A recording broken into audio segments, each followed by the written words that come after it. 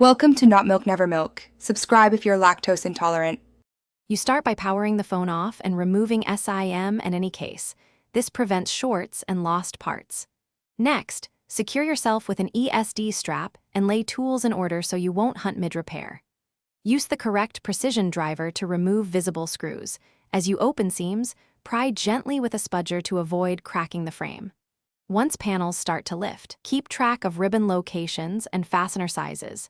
This saves time during reassembly and prevents mismatched screws.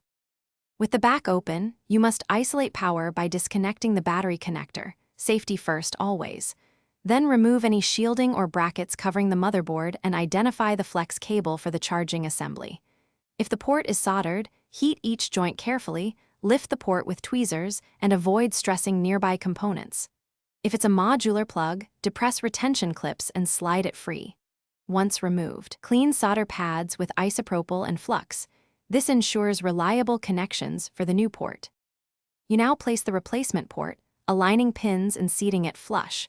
If soldering, tack each pad, then finish joints for even heat distribution. Once the port is secured, reconnect ribbon cables and the battery, but don't seal the phone yet. Power it on and plug a charger to confirm data and charging functionality. Observe LED, charge icon, or voltage. If everything works, reassemble in reverse order and tighten screws. If it fails, double-check solder joints, continuity with a multimeter, and battery connector seating before final closure. Thanks for watching. If this was helpful, leave a like and consider subscribing. See you next time.